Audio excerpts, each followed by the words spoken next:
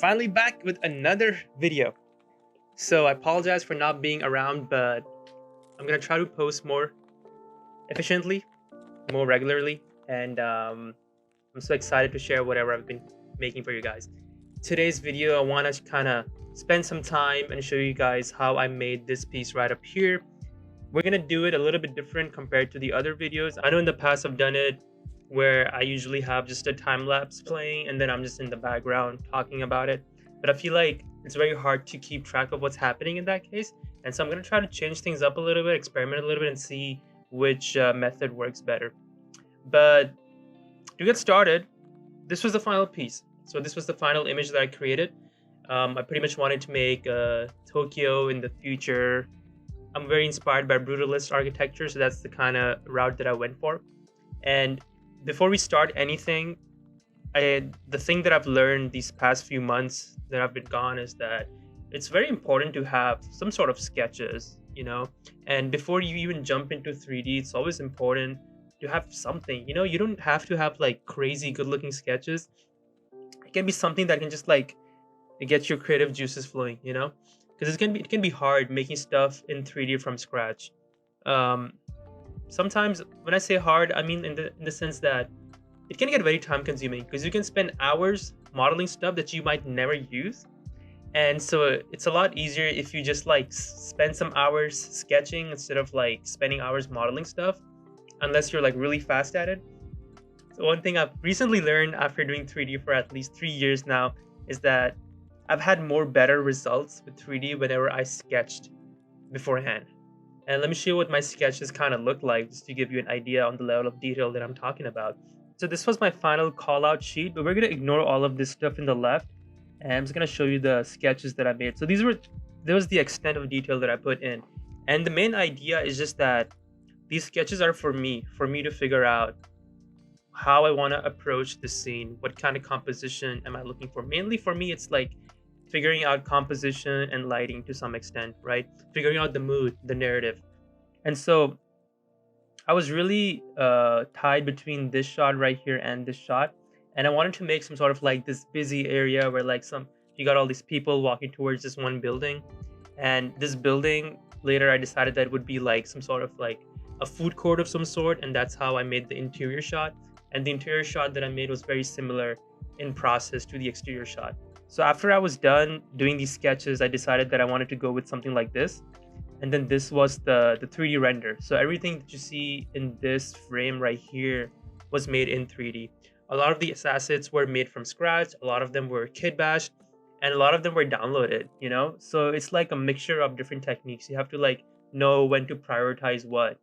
And so today we're gonna like look at all that, look at the Blender file, see how I build up everything.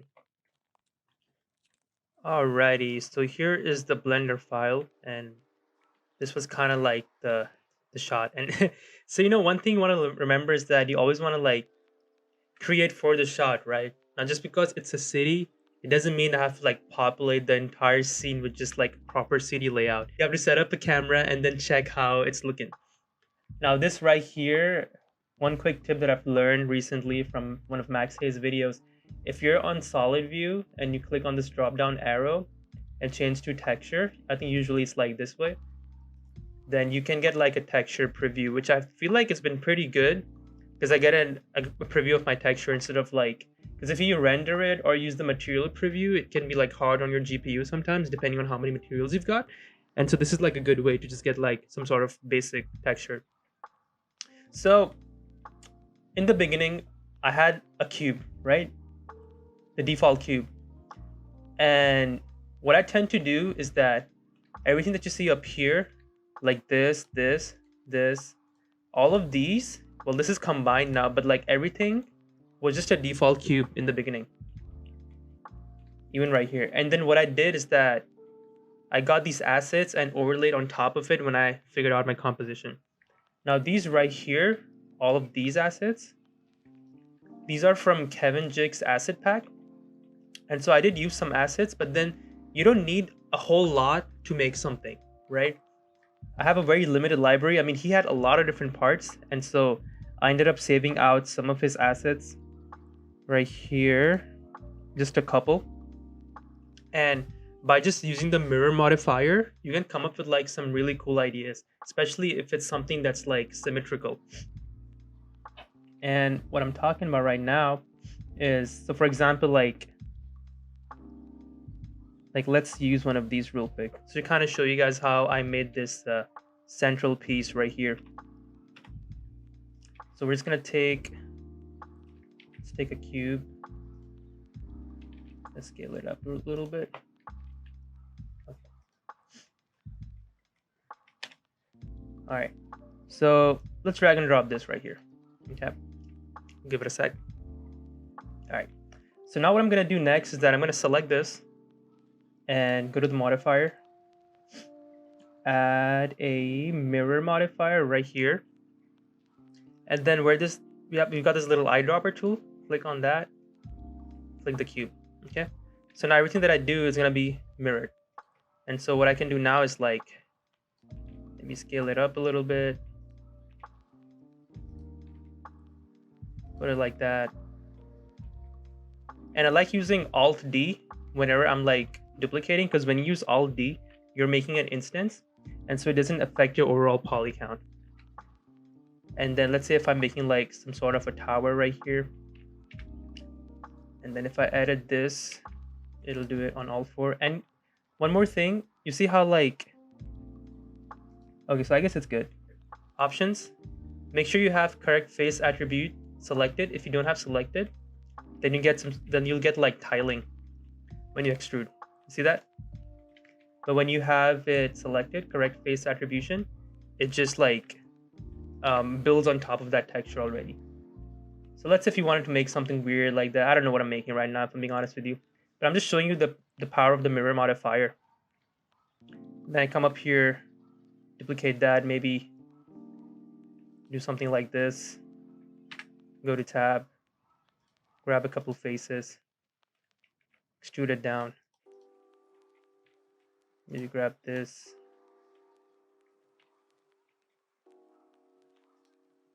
and so just like that you can start playing around with different ideas, right, in just like a few seconds. And maybe I can come up here, use a different asset, let's drop that right there. And then once again, I'm going to use the mirror modifier. And so this is where I feel like it's really helpful to have like a sketch of some sort, because then you can just like build it in 3D. You know, you're not like spending time figuring out in 3D.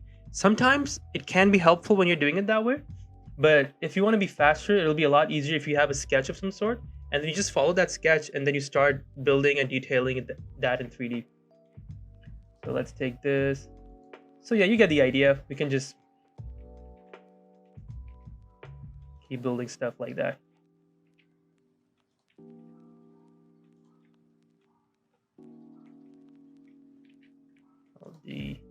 Like, it's so much fun doing it this way. Like, I could just like spend hours just making stuff. I don't really like how this looks, you know. Push it back in, and then later on, the cube that you had here, you can delete it. But if I delete it now, it's gonna look weird. Like, all the mirror stuff is gonna go away, so I'm gonna have to like apply all my modifiers before I delete it. So just using this technique, I ended up making this central piece right here, right? Like, yeah, all of this is just like assets that I used, and many times, and it's the same asset. You know, I just kept rotating it, scaling it up and down, stretching it, extruding it, and so you don't really need a whole lot of kitbash assets to make something, as long as you have the right kind of assets, right? Now, these assets were something that I was looking for. They're brutalistic, they were futuristic, they had that nice cyberpunky feeling, so it worked out for me perfectly. So that was it for the buildings. And then these right here were all made in the same way. And like the cube itself has just a simple concrete texture. And then these little pieces up here were just from the kitbash. And then I ended up like merging them all. Let's look at these signs real quick. So let's go up here, let's isolate them. Let me see if I render it how it looks. wonder. Oh, I think I'm on missed pass. So these signs right here, I had two different kinds of signs. So Max Hay, he made a whole video on how you can make these signs as well. So definitely check out his video. And before I started making these signs, right, I went to textures.com and I ended up downloading like a bunch of images. So let's go up here, show you that UV editor. And then I made a file like this in Photoshop. I just like took all those images and just kind of put them together in like one image. And I just projected that. And so we can do it. So I go to edit mode, select the face, Shift D. And then here I can scale it, move it, and get some cool signs right here. So if you go into cycles, let me show you what they look like.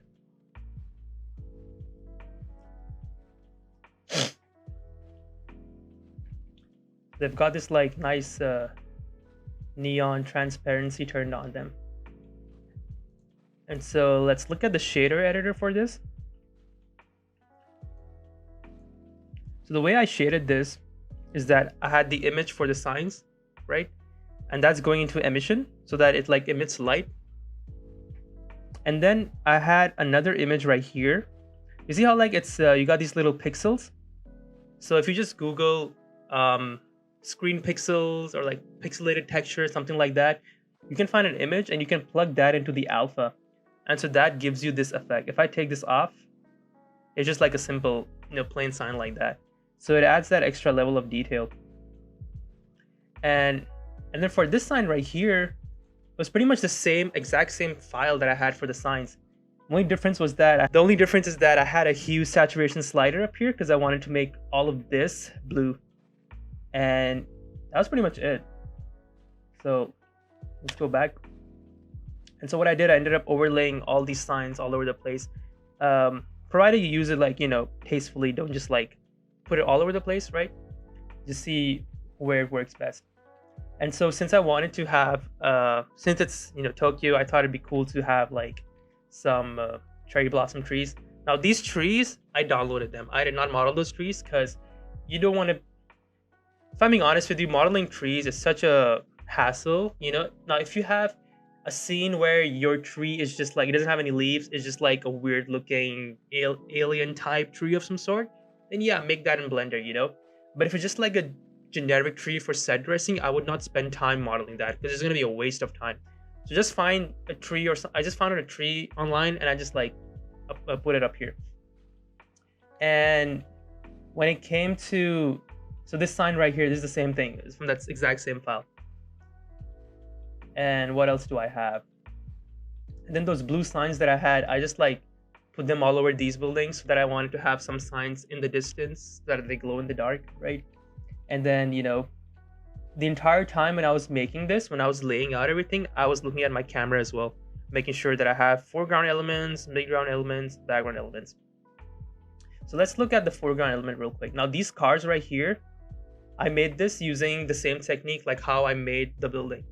I pretty much used those same assets, used a mirror modifier, moved them around, rotated them, and I ended up making something. Definitely not one of my strongest suits when it comes to vehicle design, but I still had a pretty good time doing this. So let me see. I think I ended up merging all of it. Yeah, so this one's not merged. So I think what I did, I picked up one of these. Let's see if I can make it. Shifty. And I did have a reference, I had like a reference of a Dodge Charger or something like that, like a nice, cool little car. And so once again, what we can do is add a modifier. Now, just like how I used a cube in the building, we can add a empty. Let me make this a little bit straight. Shift A. Empty plane axis. Bring it as close as I can to the edge of this piece, and you can always move it, so it's not a big deal. And then we'll grab this, add modifier, mirror, and click on the empty. Okay. And so I ended up like rotating it, duplicating it, scaling it down, and seeing like what's working, what's not working. Maybe I can like, you know what? This looks like another base. And then I put some wheels up here. So these wheels right here, these were downloaded as well. Because I don't want to spend time like modeling like wheels. Also because like this piece right here that I'm making, it's not about the car. It's about the whole image. It's about that focal point. So I just ended up using something simple for it because I don't want to like spend too much time modeling stuff. So like, let's see if I can. And I'm just doing this really quickly to kind of show you guys, you know, the power of like the mirror modifier and how quickly you can just like come up with like cool, you know, cool stuff. And so you can like move stuff around, right? And like really cool detailing.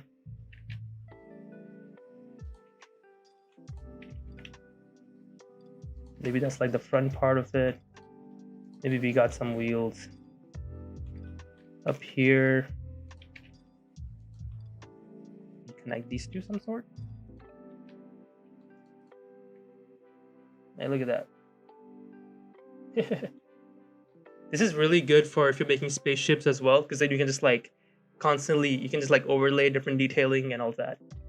So that was kind of it. As far as technique goes, that's the technique I used for making the little cars up here. Okay, so let's go back to our scene. The next thing that I did was, now this right here, all of this, these are just different alphas of trash.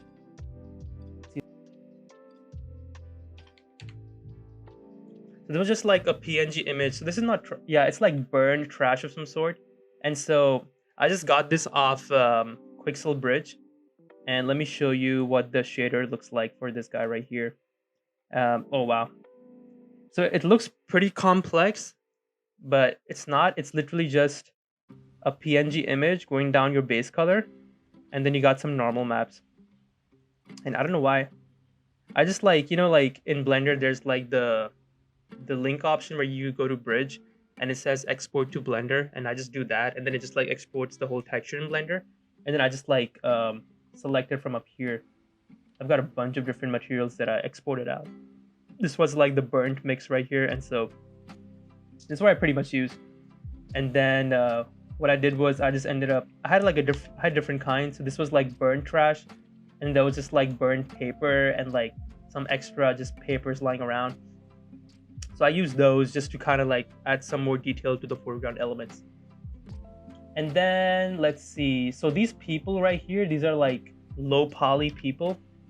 I purchased like a pack on cgtrader.com, and you know, it worked perfectly for this because I didn't really have any elements where I needed like people up close. So these low poly people worked really well with the whole scene. And the whole pack came with an umbrella as well, so you know, I got lucky. And this was like a scene where I wanted to have like some sort of rain happening. Not initially. Initially, I just wanted people walking towards it. And then when I started like painting in Photoshop, I thought, ooh, it'd be cool to have some rain. And so I added like a PNG image of some rain, and then it looked nice. But then it was like, oh, why are these people walking towards the building without no umbrella when it's raining? So then I came back to Blender, you know, put some umbrellas. And this right here, the spaceship, is literally the same thing as the building. It's literally the exact same asset. I just scaled it down completely and like squashed it. So so yeah, I mean, I just pretty much use whatever assets I could, you know, I just reuse a lot of it, you know, and that's the magic of it, right? You spend some time building your main like 3-4 buildings, right? And then just see if you can reuse them in any way possible. Now these right here, these are just like windows, and let's see if I render it. Let's see if my PC explodes on me or not. So this right here is just to add some like lighting to buildings, and I ended up like, and this image right here came with like one of the packs that I got from Kevin Jick. But it's not hard to make something like this. So essentially what it is, it's literally just an image. If you go to textures.com and type building, you'll get like an image of like nighttime building textures with like light coming through, like light coming through the windows, and you just plug that into your base color and then put that into an emission node, and that's it. You have like some sort of windows at that point, and also like little areas of light where you can just like duplicate and see and put them all over the place. And so let's go back to our solid view. So that's how we did those windows, and pretty much it. If I'm being honest with you guys, this was it for the Blender part. And let me show you the render right here. Okay, now for lighting, what I used, I just had a sun right here. I had the color set to like a bluish tone, and the strength was 2, and that was about it. And then, because most of the light was coming from these neon lights, you know, these signs up here. Oh, and I totally forgot, I had to model out this little headlight, not the headlight, the street light. And this was made very easily. You know, I just used a cube. Okay, just had that, and that's ended up extruding it. That, scale it down, maybe do it this way. And so this is made very easily. You know, you just extrude it out. Let's go E one more time.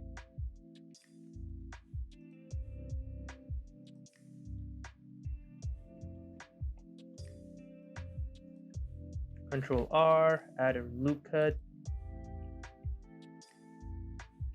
pull it out.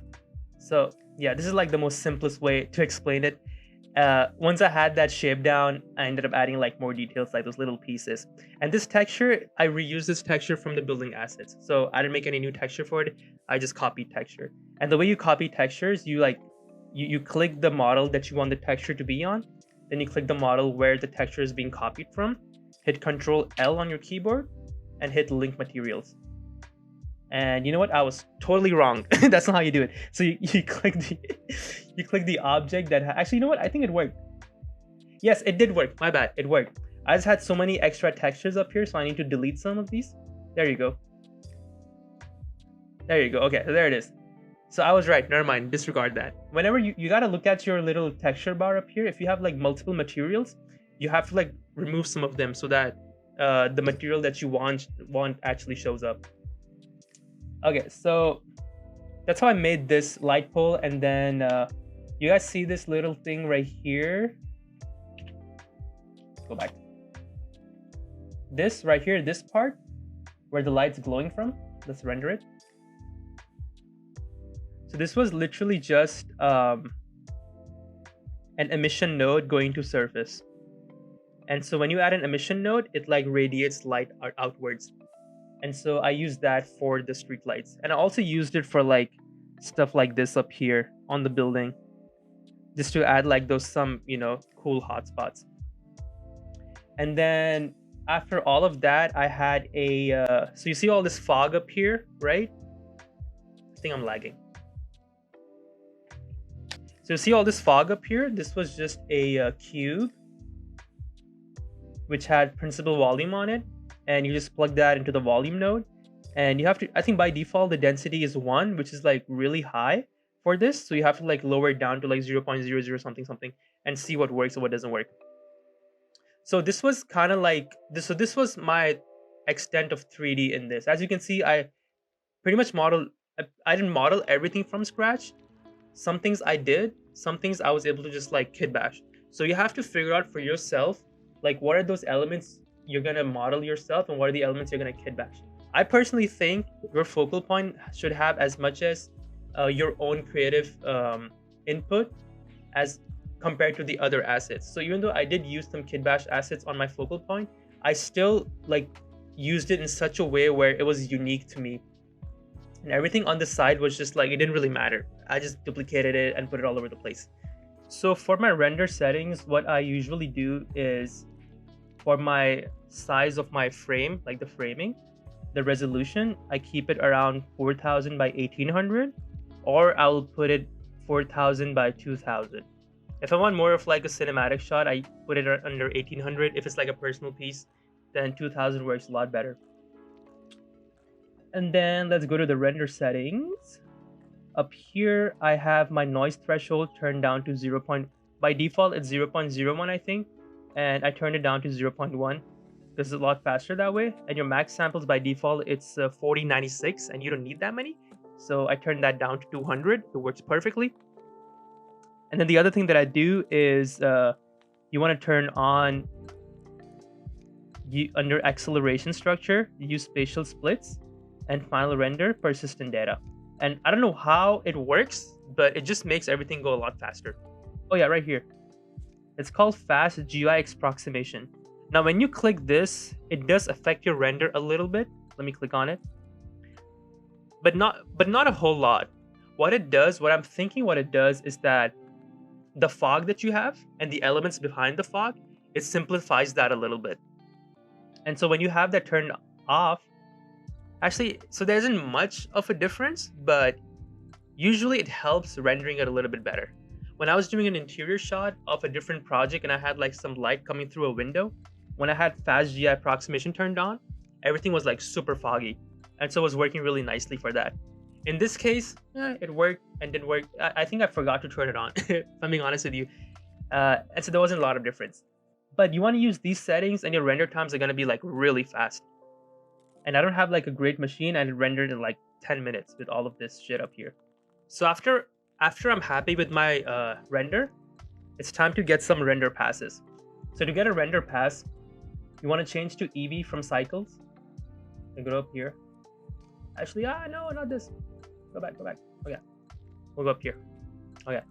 And so if you click this little drop down menu, before you do that, make sure you have ambient occlusion turned on, bloom, screen space reflections, and then on your world settings, you have there's a mist pass option. Where is it at? I think it's under here. Oh, actually, I don't have it turned on. So you want to have mist turned on. So now you click the little, so by default, it should be under combined when you first do it, right? It's a hot mess.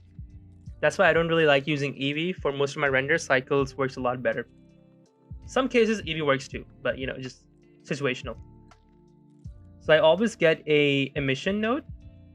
I didn't end up using this in the final painting, but what it does, it gives you your final, it just gives you an image of, so the emission node gives you a render of all your light sources, like whatever like light's coming out of from. And so there's light coming out of these, you know, these street lights and the signs. So it's really good for that kind of stuff. And then I did not use environment, ambient occlusion. What you can do, you can use this to bring back some of the detail back on your models if you put this on multiply. So I use that. And you can just, once you have that selected, you have to go to view and hit, view render image. And so it'll render out that frame. And then you can go to image and then hit save. Okay. And then make a folder and just save all of these inside of that folder. You know, make sure you're organizing your folders that way. So I used ambient occlusion. I did not use shadow. I used diffuse light. I used this. This is really good for like adding some reflections. Diffuse color. I did not use this. And so I usually just go through the entire list and I see like which one am I going to use, which one's going to work. Specular works pretty well too. You could either use specular or specular light or diffuse light. Both of them situational, but they all work they both kind of work the same way. And then we had volume light. So wherever I had the cube, that's where the volume is. So this fog up here, if you put it on screen in Photoshop, it adds a little bit of fog to your image. This one's another good one. And then bloom, obviously. Bloom, it kind of gives you a little bit of glow from your light sources. And then we had a mist pass. So mist pass, you have to tweak it a little bit. You have to go up here where the world is. You know where it says start and depth? You have to like move stuff around. It's usually like blown out like that. But you want to make sure you have like a nice value structure. If your mist pass looks good, where you can differentiate your foreground, midground, and background elements, then that means like you're in the right track. Okay. So these were my render passes pretty much. Now this right here was the 3D render that we got out of Blender. And then this was the final painting. So how did I get that? How did I get to this stage? So these are all my layers. Okay. I have my exterior final shot up here because of course you have multiple renders, right? Here, right here, I don't know what this was. Let's turn it off because it's off for a reason. I don't know what this layer is. Okay. So first of all, what I did is that I have this on multiply and I darken some of the foreground elements so that I have like a good value structure, you know. Everything that's closer to you is a little bit darker usually, and as you go in the distance, it gets lighter. On top of it right here, I did a little bit of painting on the car, right? And then this group right here, this is the one where all the magic happens. This is where I have all my render passes. And as I mentioned before, the render passes that I use is ambient occlusion, bloom, volume, diffuse light, and mist pass. Okay, so let's go ahead and turn this off. So this is where the majority of my post-processing happened. Okay, now ambient occlusion, what ambient occlusion is doing, right now the opacity is 48%. With 100%, it's adding a little bit of detail. Let me turn off the mask. So if you look closely, it's adding a little bit of detail, bringing back some of the detail that I had on the paneling up here. Now, obviously, we don't want to have this detail all over the place. And so that's why I ended up masking it out a little bit. And I also ended up lowering the opacity. So we're going to bring back the mask. And so it's very subtle, you know, it's like subtleties. So that was the ambient occlusion. And it was under 48%. I think on 100% looks pretty good too. But we'll pull it down. Now bloom, what bloom does, bloom I have that on screen. It's pretty normal. It's pretty much just like, turn off everything. It's like all the glow that comes out of your, all your emission nodes that's like exuding light. That's what a bloom pass is. Let's turn it back on. So what a bloom pass is pretty much doing, oh my god, I think I messed up my layers. Let's Control Z real quick. There you go. So if I turn this off, you know, like it's for like the glow, and it's under screen, and I ended up like masking parts of it as well. So let's disable. Like there was some on the car that just looked weird as hell, and so I ended up masking that part. Now volume is like the fog that you used in Blender. That's what the volume is. And so if I put it on normal, it kind of looks like weird like that. And so I put that on screen as well. And so that's and I overlay it on top of everything. And then the opacity is 100 as well. Yeah. So it adds that little bit of fog to everything. And then what I did, I made a copy of the volume, because what I was getting initially was just something like this, and it wasn't strong enough, right? It was adding a little bit, but not too much. And the silhouette of the focal point was getting mixed in with the background. And so I added another volume on top of it where like I kind of like silhouetted, like masked it out. Like if I disable this mask, right? It was like adding more intensity to it, but then only behind the building where I masked it. Light layer mask. Okay. Diffuse light is really good for getting reflections if you get lucky. And so I put that on color dodge, and all the reflections that I was having, like on the building, on the cars, the road, it brought back a lot of those detailing up here. And on top of that, we have, what's this right here? So this one is, oh, okay. So this one is for the rain.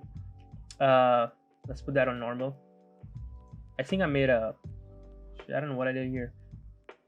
Oh, I know what I did. Okay. I think I skipped. So this right here is an image of just like rain. Looks something like that. And I put that on color dodge.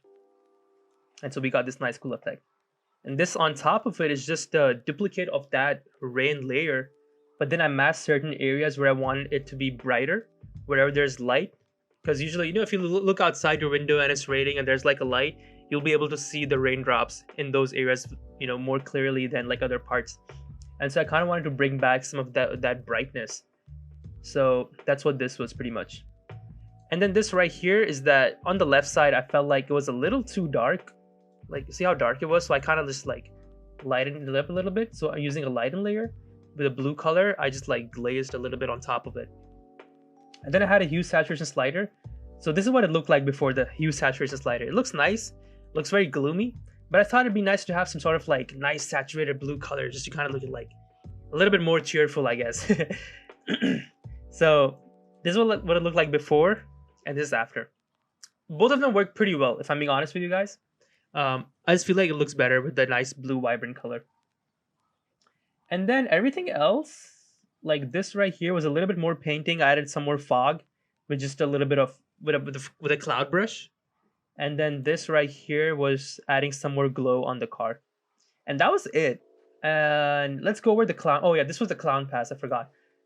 Outside of Blender, you can get a clown pass and you can make selections using this. So I can make a selection right here, come back, and then now I can like paint inside that selection. Embarrassing, it's not painting. Oh, there you go. So to make like minor tweaks, it's like really helpful for that. So I want to say that's what it pretty much was for this piece. And so hopefully from this video, you guys get an idea on how I approached an environment like this. And, you know, I have more stuff planned out for you guys. So let me know in the comments if you guys have any questions. And yeah, I'll see you guys in the next one.